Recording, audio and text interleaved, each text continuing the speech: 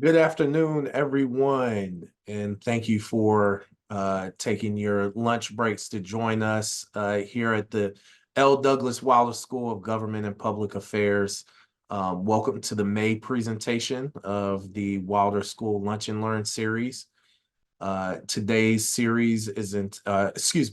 presentation is entitled Immigrants in Virginia, Opportunities and Challenges with Dr. Saltanat Liebert, Dr. Mona Siddiqui, and Dr. Grant Rissler. For those of you joining us for the first time, the Wilder School hosts free monthly events like this one virtually, where each session features change agents, thought leaders, and policymakers who provide insights and commentaries on relevant topics of the day. None more relevant than the discussion that we'll have today. My name is Stephen Dozier. I am the Wilder School Senior Director of Development. And before we get started, I'd like to share a few quick announcements. The Wilder School remains at the forefront of our field and continues to rise in the rankings. The latest U.S. News and World Report ranks our school's public affairs graduate program at number 39 in the nation. And we hold top 40 rankings in two of our programs' specialties, which you see here. We're very proud of this, and we're proud to be in the top 15% of more than 250 schools across the nation. Congratulations to the class of 2024 who graduated just this past Saturday. We had a really great time celebrating our new graduates. We are really excited for what the future holds for them. Next, we have our undergraduate and graduate courses are available for the summer. If you have questions, please reach out to the advising team, but you can scan the QR code that you see on your screen in order to find out more information. And lastly, our fall 2024 graduate application deadline is July 1st for all of the programs that we hold, and July 19th specifically for Homeland Security and Emergency Preparedness.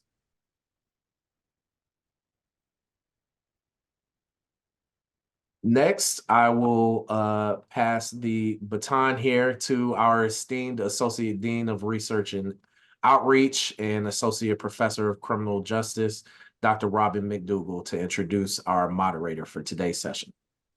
Stephen, thank you so much. And I'd like to welcome you all on behalf of Dean Gooden. It is my honor and privilege this afternoon to introduce Dr. Mona Siddiqui, who is a civil rights attorney and an alumnus of our Ph.D. program in public policy here at the Wilder School. Dr. Siddiqui's dissertation research centered on civil rights for immigrant communities. She has spent most of her career in government service, currently serving as a trial attorney in the Civil Rights Division of the Department of Justice. Prior to this role, Dr. Siddiqui served as the Deputy Chief Diversity Officer and Senior Policy Advisor on immigrant integration for Governor Ralph Northam's administration and was appointed to the Virginia Asian Advisory Board during Governor Terry McAuliffe's administration. Born in Pakistan, she became a naturalized citizen at the age of 9 and is a longtime Richmond resident. Dr. Siddiqui, thank you so much for serving as today's moderator. I will turn it over to you. Thank you, Dr. McDougall. It is my pleasure to be here and to introduce our guest Lunch and Learn speaker, Dr. Saltanat Liebert. Dr. Liebert is an associate professor in the public administration program at VCU.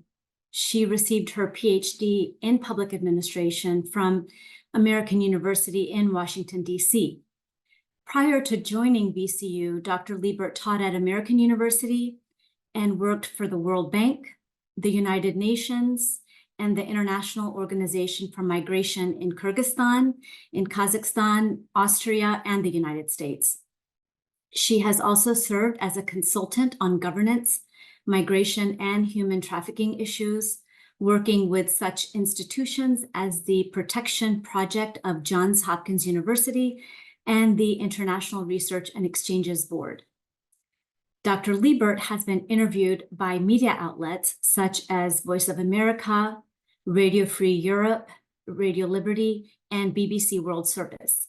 She is a first-generation immigrant from Kyrgyzstan and speaks 4 languages.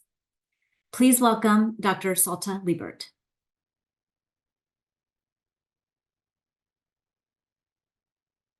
Thank you so much, Dr. Siddiqui, for that wonderful introduction. Let me just share my slides here with you.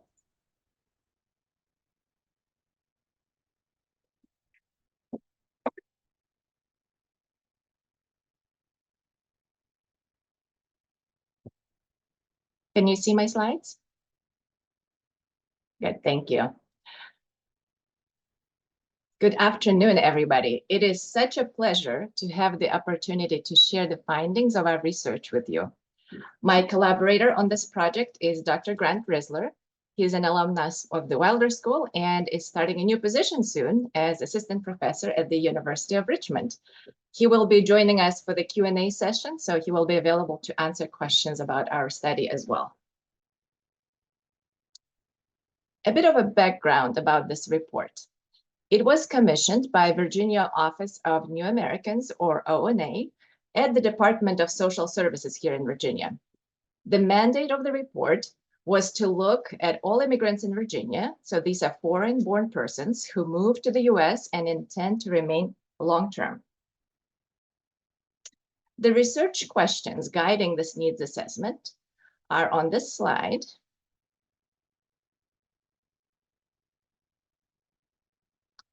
So before I start an in-depth discussion of our study, I want to make sure that we're all on the same page in our understanding of what integration means.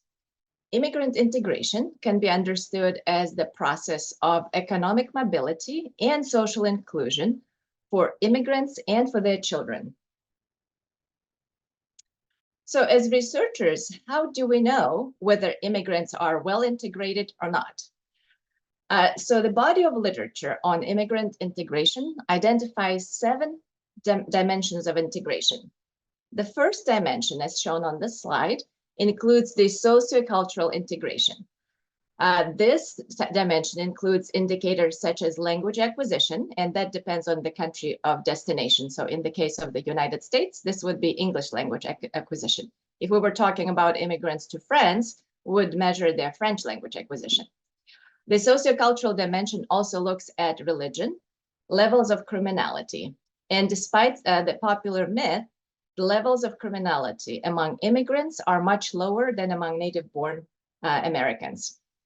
The second dimension of integration is the socioeconomic dimension, and it includes educational attainment, income, occupation, and poverty levels. So we look at all of these indicators and we compare them to native-born Americans to gauge how well immigrants are integrating. The third dimension is the political and civic dimension, and it includes rates of naturalization, which means the rates at which green card holders or permanent residents obtain US citizenship. And we'll also look at political engagement. The next dimension is legal status, legal immigration status, and it's a major dimension that affects most of the other dimensions. Another dimension is health, which includes, first of all, the health status, how healthy are the immigrants, but secondly, it also includes access to health care. Do immigrants have health insurance? Do they have primary care providers? The next dimension of integration is the family dimension, and it includes intermarriage between immigrants and the native-born Americans. And also it includes intermarriage between one immigrant group and another immigrant group. The family dimension also measures family living arrangements. So for example, we know that immigrants tend to live in intergenerational or multi-generational households at higher rates than native-born Americans. The family dimension also looks at the marriage rates and how many children immigrants tend to have compared to native-born Americans. And finally, the 7th dimension is the spatial dimension. And that includes geography of immigration. Where do immigrants settle, and whether or not there are ethnic enclaves of that immigrant group. So to gather data for this needs assessment, we have interviewed 48 organizations in Virginia that provide services to immigrants. We aimed at geographic diversity and also the diversity of the types of services provided, as you see on the slide. We have also conducted focus group discussions and interviews with 46 immigrants from various parts of the world. In addition to English, the interviews and focus group discussions were conducted in Spanish, Dari, which is one of the main languages in Afghanistan, Mandarin, French, Vietnamese, and Russian. This slide gives you the breakdown of interviews by the region of Virginia. As you can see, many of our participants were from Central, West Central, and Northern Virginia. So why is this topic important? It is worth stepping back and revisiting why we conducted this needs assessment and why there was a need. In the US, immigration has been a growing phenomenon in the last 50 years, really, and particularly after the passage of the 1965 Immigration and Naturalization Act, which eliminated racial exclusions and limits. So over the last 30 years, we've seen that Virginia's immigrant population grew significantly, as you see on this chart, from 312,000 in 1990 to more than 1 million by 2020. So the traditional destination states, such as New York, California, and Texas, are still major immigrant destinations. But Virginia is becoming a popular destination state and now ranks 15th in the country. If we look at the economic indicators, it's clear why Virginia is an important case to study.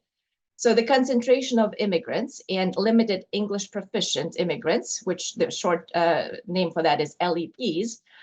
So concentration is less than the US average, but the growth of the immigrant and LEP population is greater in Virginia. From an economic perspective, Virginia immigrants, both naturalized, those who are citizens, and non-citizen immigrants, are generally in better economic shape than is true for the US as a whole. The only exception that you see on this slide is at the bottom right corner, and that is the lack of health coverage for non-citizen immigrants. If you look at that line, the last line on this slide, only 6% of US-born Americans do not have health insurance. Compared to that, non-citizen immigrants, 35% of them don't have health insurance. So that obviously impacts their access to healthcare. So these growing immigrant communities in Virginia have a significant economic impact on the Commonwealth. An estimated $33 billion in spending power and $13.4 billion in taxes are paid annually by immigrants. Immigrants in Virginia also make up key portions of the healthcare and STEM workforce. The other thing to remember in thinking about immigrants in Virginia is that they are plural and they're diverse. Some of that diversity is language and the countries of origin, but some of that is also where they are in their integration journey. What status they have? Are they citizens? Are they green card holders? Are they on a student visa? Are they on a work visa? Or maybe some are undocumented. And also the diversity comes with what skills they bring with them or what skills they might have acquired here along the way. The table on this slide presents the top 10 countries of origin where Virginia's immigrants were born. About 60% of immigrants in Virginia speak Spanish, but the other top languages after Spanish include Chinese, Vietnamese, Arabic, and Korean. We have organized the themes from the interviews and the focus groups that we have conducted according to the dimensions of immigrant integration. Within the socioeconomic dimension, the biggest theme that we heard from immigrants was that they don't know where to find information about services, benefits, and other resources that are available to them. And the quote on this slide illustrates this theme. Another major theme was the brain waste, which occurs when immigrants do not use or they significantly underutilize their education and skills skills immigrating. Another theme indicated that many migrants become trapped in poorly paid or exploitative jobs. And this is because either they are undocumented or they have limited knowledge about how to find better work. Another theme that was mentioned often was lack of affordable housing. And of course, it's a major problem for a lot of Virginians, not just immigrants, but immigrants face unique challenges because they don't have credit history or they might not have proper ID. They are often unable to rent directly from the landlords. So they have to sort of sublease from somebody, and sometimes they pay a premium for that. Another theme that was mentioned in the socioeconomic dimension was lack of financial literacy, not knowing how the banking system in the US works, the importance of credit history, and things like that. And finally, the theme that we also heard a lot about was the barrier to education. And that barrier has multiple dimensions. One is the tuition costs. Of course, they are generally astronomical for all Americans, but for recent immigrants, these prices are often unattainable. And the other barriers in education included inability of parents to fully engage with schools. And that, as we know from the literature, is very important for the kids' educational attainment. Within the context of sociocultural dimension, themes that emerged from the interviews included the language barrier, which determines what types of jobs are available to immigrants, whether they're able to engage with schools in a meaningful way, attend the parent-teacher conference, whether they're able to go to college and advance their education, for example. So the language barrier really touches upon many aspects of one's life. The need for better language access through government agencies was another theme.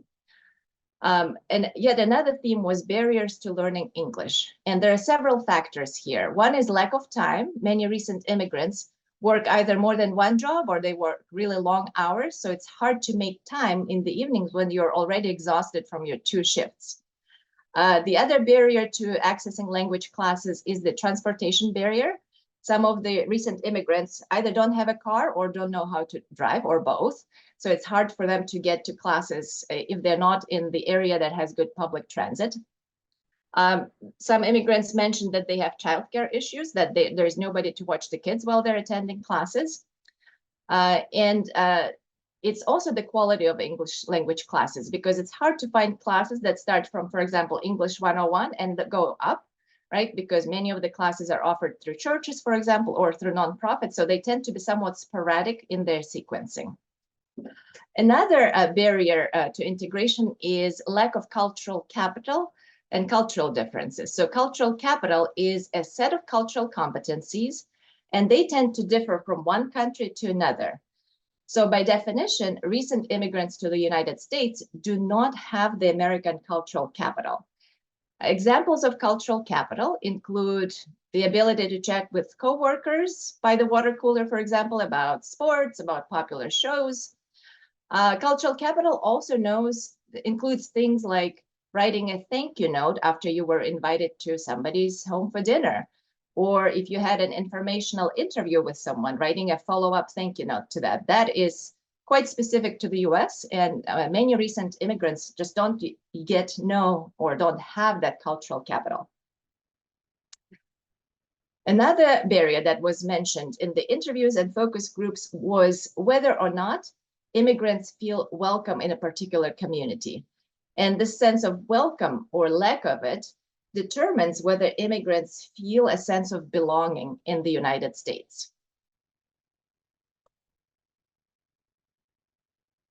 In the political and civic dimension, the themes that came up included legal status. So for immigrants to be able to fully participate in political processes, legal status is a key issue. Undocumented immigrants cannot vote, but they have a hard time, or they're reluctant to engage in other processes, such as participating in parent-teacher associations or attending town halls with local politicians. One major thing that impacted this political participation is the public charge rule, which has been on paper for years, but it was enforced with zealousness under the Trump administration. So this public charge rule created a lot of fear among immigrants and created reluctance to seek services for which they are eligible. And this quote here on the slide demonstrates that. And in case you're not aware what the public charge rule is, that rule essentially states that immigrants who use public benefits, such as Medicaid or food stamps, might not be eligible for permanent residency because they're dependent on the government for their daily lives.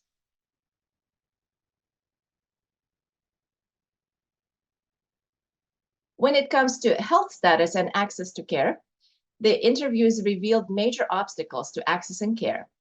Immigration status determines whether or not immigrants have access to health insurance, either through their employer or through government programs such as Medicaid.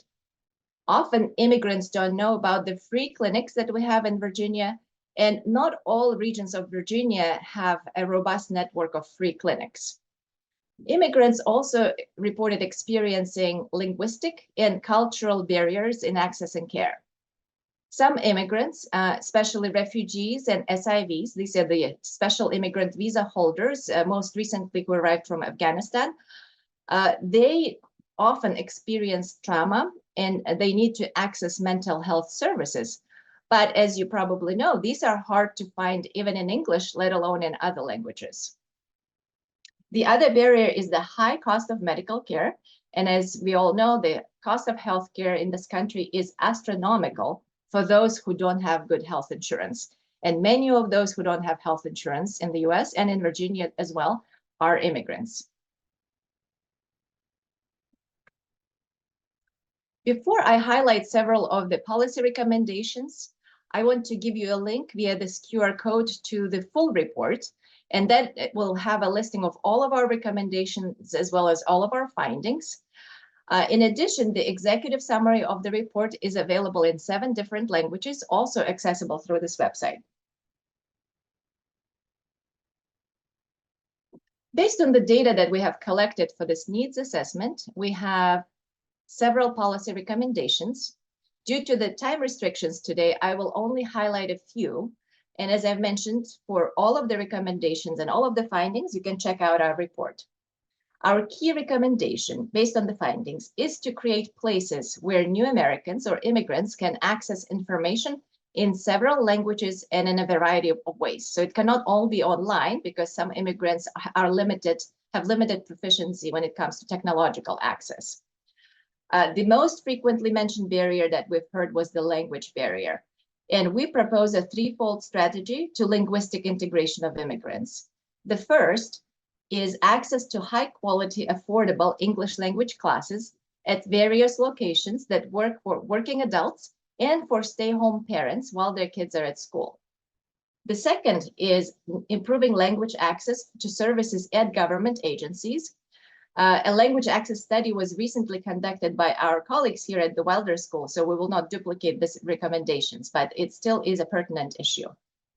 The third aspect of linguistic integration is to recruit and retain bilingual frontline staff at government agencies and nonprofits that serve immigrants. This really does improve the quality of services significantly if immigrants are able to receive them in their preferred language. We also need to better incorporate immigrants in workforce development initiatives to better utilize their human capital. And the fourth recommendation that I will highlight is to develop a pipeline of bilingual and culturally competent service providers. This could be done through perhaps scholarships to bilingual medical students in exchange for commitment to work in the Commonwealth. Similar incentives could be offered to bilingual nursing students.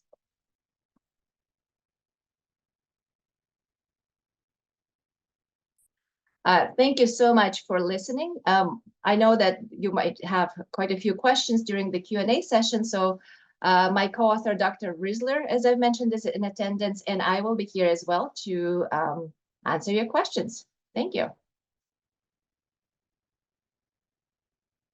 Great. Thank you so much, Dr. Liebert. That was very, very interesting.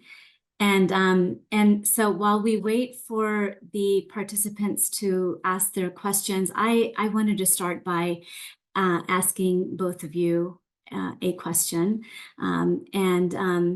My first question is, in this research that you did, what did you find to be the greatest challenge?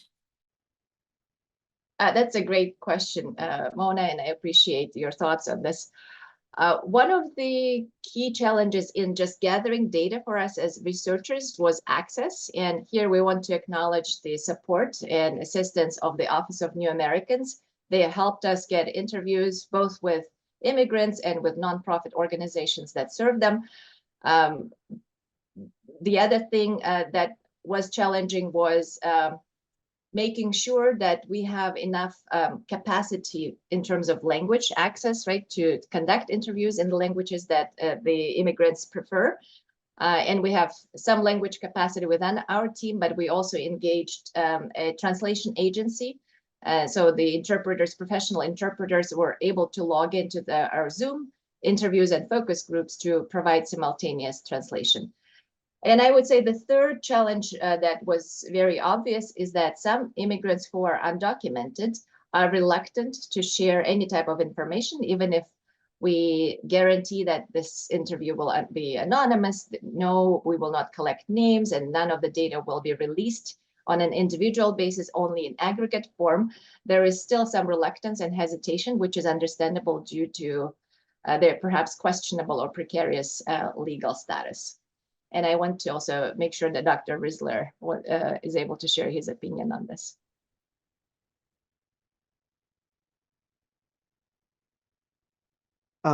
Thanks. I was in the midst of chatting back to one of the questions, but I think, agreeing that a lot of that, some of the barriers that exist, research also has to bridge those barriers. And I think that definitely was one of the inherent parts of the research and challenges. Thank you, Dr. Rissler. Thanks. So we have a question in the chat, which also goes to the research. So I'll stay on topic there and ask you, what is the source of your data on key educational and economic indicators broken down by citizen and non-citizen? That's a great question. And Dr. Rissler, I believe you worked on that table, if you remember off the top of your head. But if not, we can get back to you, because we definitely have a long list of references and citations. I believe you're muted, Dr. Rissler. That data came from it's originally collected by the Census Bureau as part of their American Community Survey, and is regularly compiled by the Migration Policy Institute. If I managed to keep the chat working correctly, I attempted to just give you a link to the Virginia data specifically in the chat. So that is good to always look at, and they update it on an annual basis for the most recent data. Mm-hmm. Another question relating to the research is, in terms of barriers to education, were there any findings related to how parents perceive the education their children are getting within public schools? Do they feel their children are getting the attention they need? I have only heard positive things about the education the kids are receiving. And one aspect that's worth mentioning here is that by law, schools have to provide, public schools, K through 12, have to provide education to children, first of all, regardless of their immigration status and regardless of their proficiency in English. So a lot of the kids who are recent arrivals would get extra assistance with English language acquisition, and ESL or English as a second language teachers are present in each school. So the parents seemed quite happy with the quality of education the children are receiving.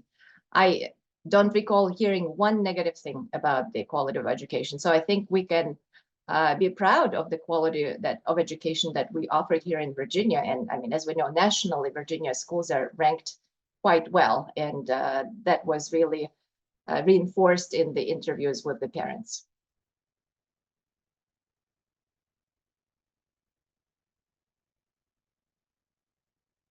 Dr. Rissler, did you have any thoughts on your Sure. interviews? Because we've I split think- the interviews and focus groups, so we've heard different opinions. Yeah, and I think there's an additional kind of nuance when it comes to what level of education we're talking about. You know, Dr. Liebert referred to the responsibility of K-12 education to be offered regardless of national origin or legal status even. But of course, we did hear a number of folks talk about how that changes once we start talking about higher education. And for those students that in past years were not documented, that was a significant barrier to getting not being able to access in-state tuition at times, and that policy has shifted to some extent within Virginia over time. But again, I think that it points to the importance of what kind of barriers are created by policies and how that impacts folks. I think the other thing that I remember coming up in interviews sometimes was not necessarily related to the quality of the education, but about the growing edge that many school systems face in terms of providing that communication to parents who speak a language other than English in a very accessible way, and that tracks many of the other kind of language access findings that we heard elsewhere. And so there are school systems that are still growing on that, and that means that sometimes the communication is not as accurate or is using the ideal tools for that, despite the best of intentions and working to communicate with immigrant parents who might still be developing their English language skills. So I think those were some of the nuances in the kind of around the margins, with the takeaway, as Dr. Liebert said, being that the quality of education and the role that schools play often as being one of the most trusted and accessible places for immigrants to connect and to be working forward on their immigrant integration journey is very important to keep in mind. Mm-hmm. And just to sum up, in the report, we highlight the key difference between the United States and other countries in that we do not have a national policy on integration of immigrants, which means that we do not fund integration programs. There isn't really a large-scale integration effort, either on a federal level or on a state level. So the schools, K through 12 public schools, are one of the most important and one of the most effective tools for integration. Because if you talk to teachers, and I've talked to a few principals, the kids show up at school, right? They sometimes don't speak any English at all. And within a few months, within 6 months, you can see that they move up the level in proficiency. And usually within a year, most become fluent. And it's for us adults, right? It's hard to learn languages. And it's really incredible to see such a rapid integration of the children. Then they end up helping their parents with interpretation and things like that. So again, I can't emphasize enough that the schools play a very important role in integration of immigrant youth. Mm-hmm. So just following up on that, I know you've done some comparative research on migration. How do some other countries approach integration of their immigrants that you've seen in regard to education and other areas as well? That's a great question, and it's the differences are very significant. Just recently, I was at a conference on immigrant integration in Canada, and I was listening to a lot of sessions on what are the different programs that exist, and I thought I was practically on another planet in terms of the difference in how first of all, immigrant integration is viewed. And in Canada, for example, right, it's our northern neighbor, so close, but there is such a vast difference in how integration efforts are funded. They're funded mostly by the federal government in Canada, and there are contributions from the state government, and the integration programs are very comprehensive. So to give you an example, one of the sessions that I attended at that conference highlighted the partnership between a nonprofit that provides services to immigrants and a private sector company. This is a large construction company that employs immigrants. So they have this ongoing partnership that they were telling us, the participants, about. So what they have is a 6 months program that the nonprofit provides to a select group of immigrants. You have to qualify. And the program provides training on things like plumbing and welding. So it's skilled trade. And this is a direct sort of partnership with this private company. So they tell the nonprofit what skills they need, what type of equipment needs to be used. It's a very synergistic partnership. So the immigrants who are selected into this program, they have 6 months training. It's full-time, Monday through Friday. And they are guaranteed a job after the completion of the program, provided they pass the certification and all of that, which is all included in the program. And I was talking to the nonprofit provider, and I said, so if they're here full-time learning, how do they pay the bills? Do they work after classes? And this individual said, oh, no, we pay them a stipend. Oh, I thought, what about the kids? They said, oh, we also provide childcare, subsidized childcare, right? That childcare states. Anyhow, it's sort of the good example of meet them where they are, right? Meeting immigrants where they are and removing any barriers to their integration. And so this, in the video that they showcased, one of the immigrants was talking about how after he graduated from the 6 months training, his starting position as a, I think, electrician was something like 60 Canadian dollars per hour. And that just catapulted him into middle class. He was talking about he's able to save to buy his first home and things like that. Then I asked the nonprofit partner there, what does this program cost? And she said, and how is it funded? And it's fully funded by the federal government plus the state government. And it costs 70,000 Canadian dollars per student. And I thought, oh my goodness, that's a very generous approach to funding integration programs. And that's just an example. In France, in Netherlands, in Sweden, most of our European counterparts, they also have very comprehensive approach to immigrant integration. Language classes, culture, sort of learning about culture and things like that. So that is a significant difference in how we approach immigrant integration and how other countries do. Ironically enough, though, if you look statistically at the economic indicators, our immigrants in the United States end up being more successful economically in the long term, even though there are no really comprehensive programs provided to them. So that's a dilemma. We basically have this approach of like, we'll just throw them in the pool and they'll figure out how to swim, and they sure do figure out how to swim. And that's the irony. Mm-hmm. Mm. Interesting. So in regard to your thoughts about funding, one question that was asked by a participant is whether there are any central resources that consolidate lists of grant programs and funding sources for nonprofits working on these issues. We have not come across such a list. Mm-hmm. Dr. Rissler, have you seen anything? No, not about funding opportunities for nonprofits at all. Mm-hmm. So the next question is if you could please provide additional details about the customized programs regarding workforce development programs. I'm assuming this is in regards to our recommendations. Yes, it goes back to that study.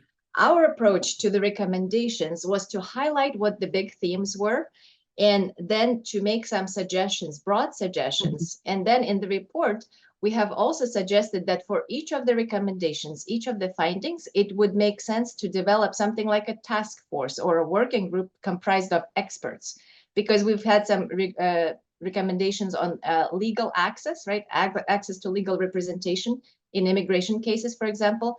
And Dr. Rissler and I are not experts in legal access and jurisprudence. So it would be presumptuous of us to make very specific recommendations. So with workforce development, our approach is also similar because we are not experts in workforce developments. We can contribute what we have heard in the interviews in terms of what are the issues and what are perhaps opportunities, but we did not provide detailed recommendations on workforce initiatives simply because we're not experts. And it's something that should be left to the experts. And again, it could be something rather informal as a task force or a working group.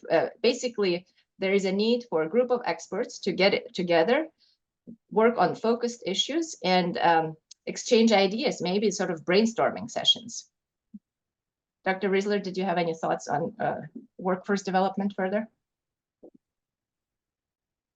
I think just some of the broad themes that additionally kind of came within those recommendations, and I think this is partly covered in the recommendation to meet immigrants where they are, is also thinking about things that are not unique to immigrants, but the need for childcare potentially to allow people to participate in either language acquisition programs or workforce development programs.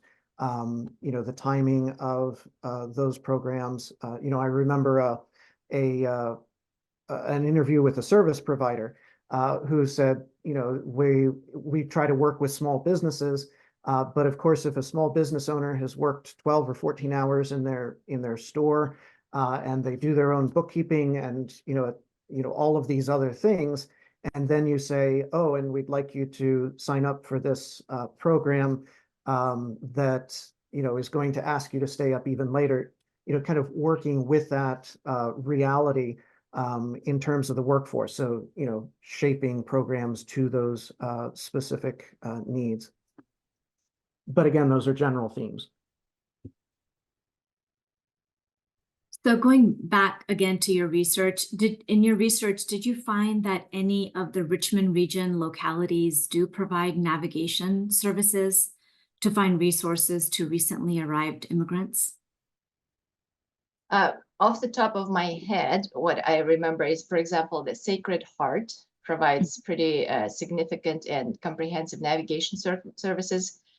There are, within local government units, there are, what are they called? The multicultural liaisons, often bilingual individuals who provide a lot of services, but again, the resources are rather limited. So sometimes it's just one or two people, and one or two people are not able to provide services to all of the immigrants, right? So there are definite localities, there are initiatives at the local level, but it's not comprehensive throughout the state, which also means there are inequities in access to services among immigrants based on their location.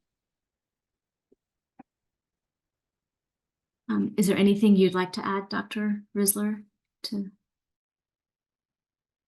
Just to, I think an added note on that, from also doing some research around the Richmond region prior to this project, but there are also some kind of navigation resources that have come and gone, where a locality might start an office, maybe part-time, and then it isn't sustainable over time with budget unless there's advocacy around kind of that need. So I remember interviewing one immigrant who had helped out at one of those, but the respondent framed it as they were really helpful when they were here. So I think there's also that sense that this changes over time, and it isn't necessarily just a line that goes up all the time. There are ebbs and flows. And I think that speaks to the importance of highlighting these issues at times. The next question is, within your research, have you done any state comparisons and been able to identify barriers that are specific to Virginia? And if so, are there any recommended policy or legislative changes at the state level that could help increase self-sufficiency among newcomers in Virginia? That's a great question. Interstate comparison was not within the scope of our research. And as curious as we are, we simply didn't have the time to do that. But what is within state control and could address shortages in healthcare providers, for example, is licensing requirements by the nursing board and medical board. There are some states that have instituted procedures to simplify the licensing requirement for nurses, especially during the COVID pandemic. And while if they're not fully licensed, they were not fully practicing as nurses, but they were able to help in other supporting roles. So that is something that could be done at the state level, especially given the shortage of medical professionals that we have. Dr. Rissler, did you have any other thoughts on that question?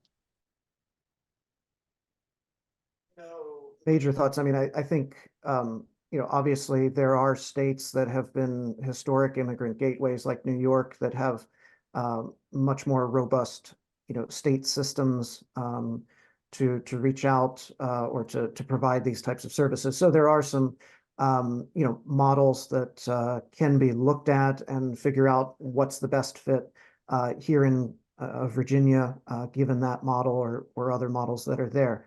I know Michigan is another one that had developed more of an Office of New Americans model approach. And I think the creation of the Office of New Americans was a step in that direction here in Virginia, but it's an ongoing process. So now I have a question by one of your former students, Dr. Liebert, someone who very much appreciates getting to hear more about your valuable work today. And the question is, how has this report been received by stakeholders that can help to actualize your recommendations, such as state agencies, nonprofits, and policymakers? Have any notable actions been taken by those with influence and power to make meaningful change? That's a great question, and I'm always happy to see current and former students in the audience. And that reminds me, I am teaching a course on immigration policy here at the Wilder School in the fall. And if anyone is interested in taking a course, I believe there are still a few spots available. In concerning the question, at the time of the release of the report, we did a public launch with multiple stakeholders involved, including all of the agencies that we interviewed. We also invited immigrants who we interviewed to participate. The report was very well received.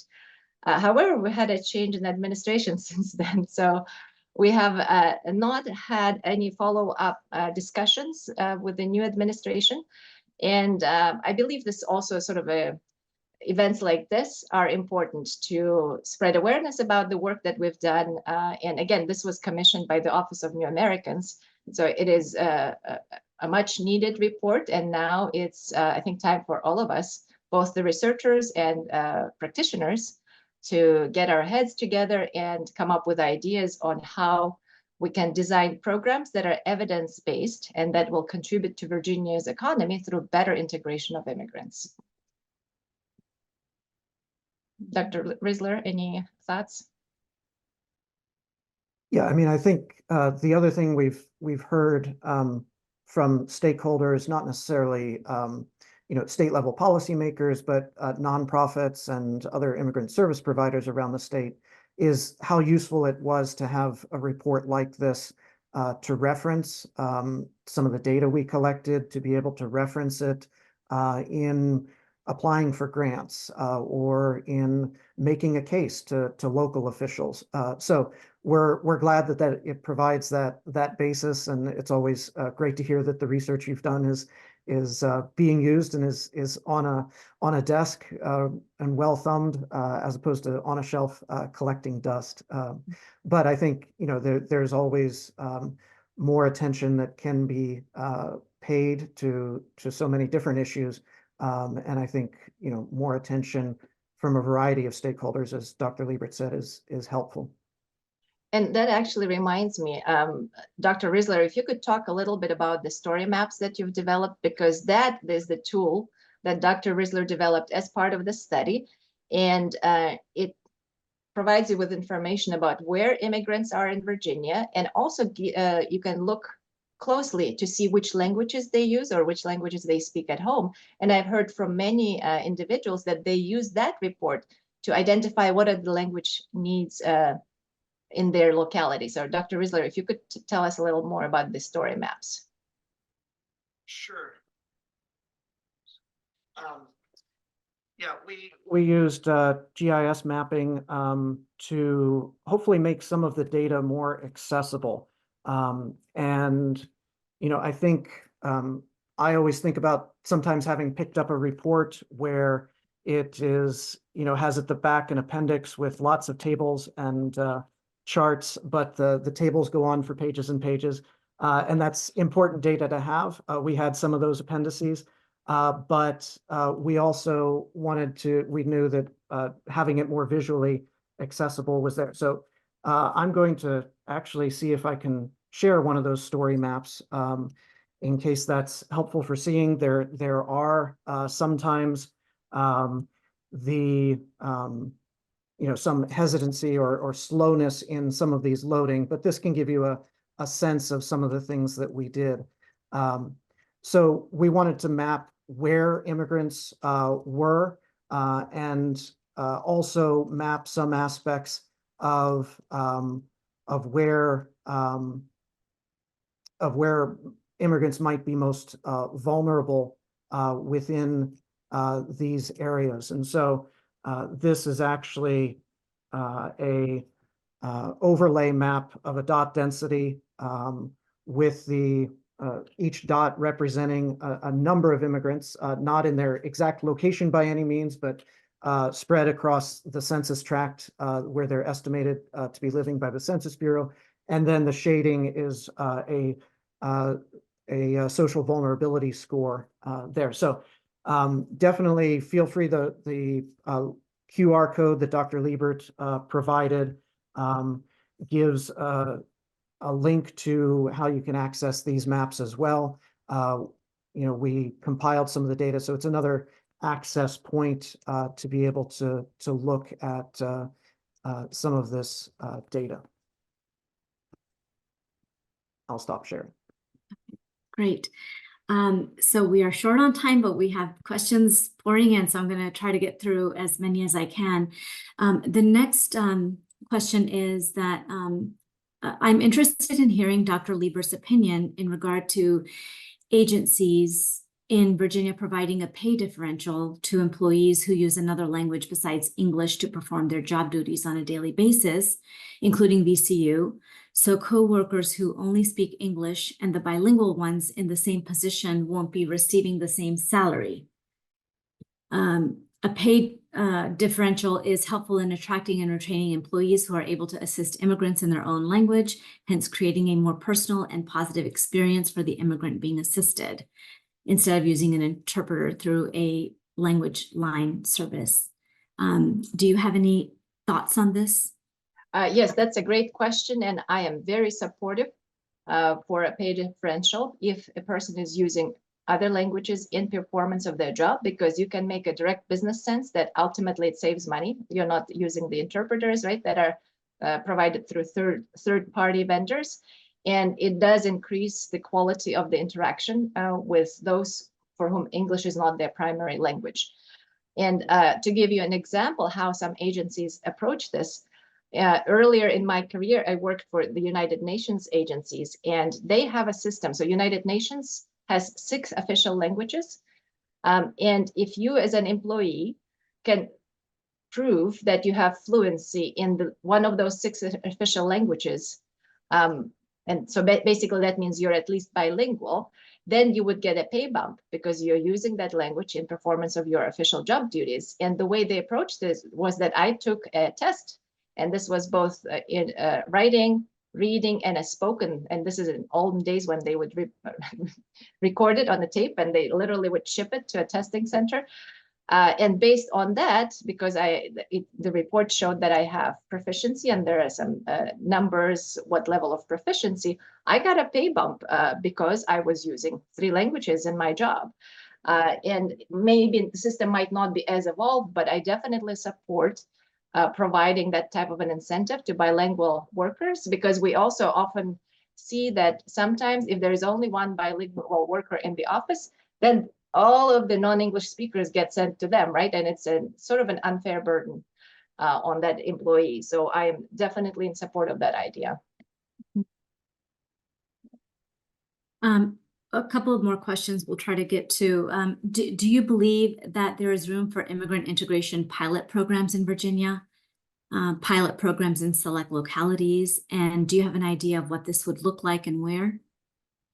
I definitely think a pilot project in Virginia would be great, because before in any sort of policy design, right, before you initiate a statewide policy, it's always a good idea to have pilots. And we don't need to reinvent the wheel. There are pilots and other programs that are successfully implemented in Canada. We can borrow some of their ideas. I know that here in California, there was a pilot project to help foreign-born nurses enter the nursing profession. So this included mentorship, professional language, so not just English, but English that's used in nursing specifically. They got internship with a large hospital. So there are pilot projects that have been implemented, and I think Virginia would be well served to implement not one, but several pilot projects in different areas to see what types of programs would work best and would be most effective and cost effective in providing integration mechanisms for immigrants in a way that would address workforce shortages in Virginia.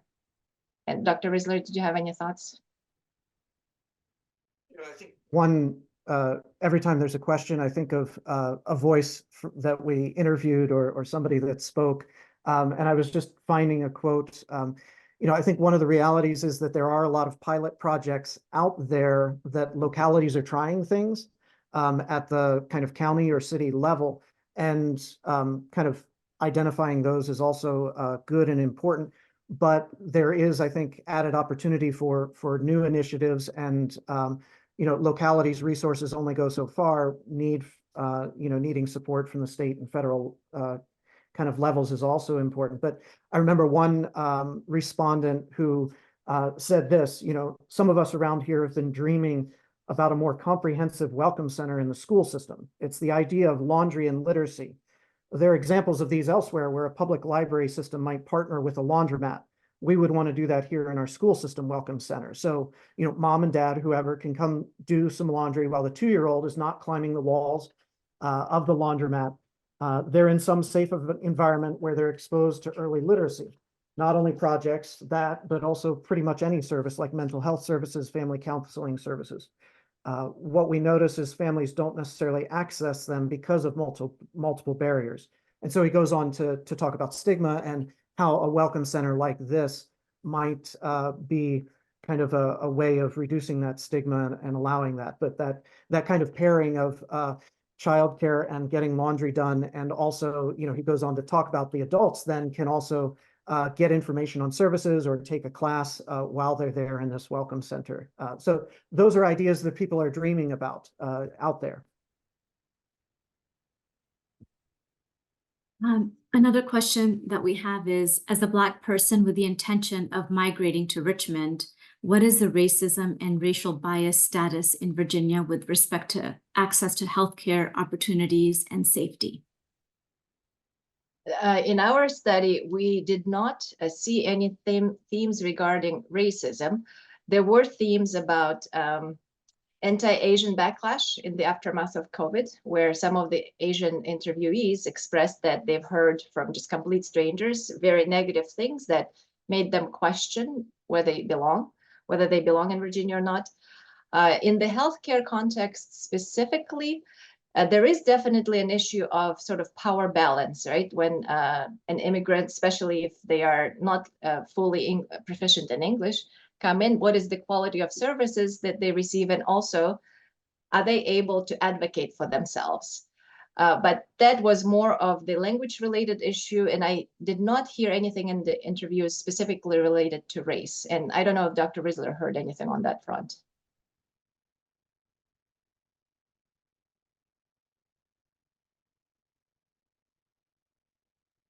Back to the mute button.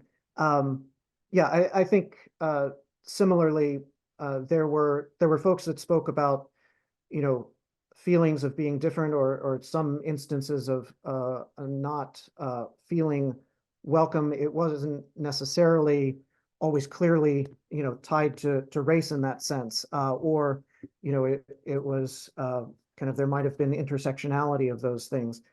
But, there were folks that talked about, accents being a marker that also sometimes people responded to differently. So I think that there are barriers to integration there.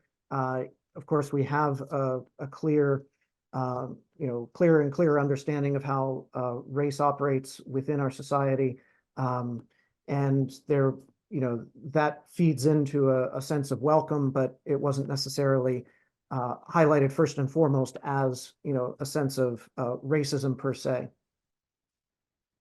Thank you. Thank you, Dr. Liebert, and thank you, Dr. Rissler. It has been a pleasure moderating this discussion. And at this time, I'd like to hand it back over to Stephen.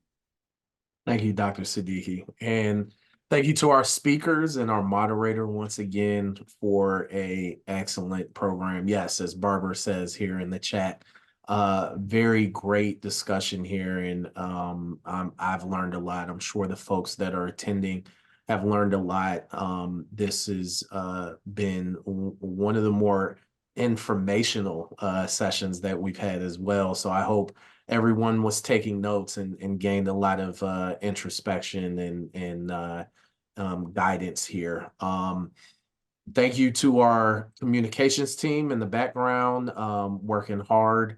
And I just want to send one quick announcement that our spring Wilder School in Action magazine is available on our website.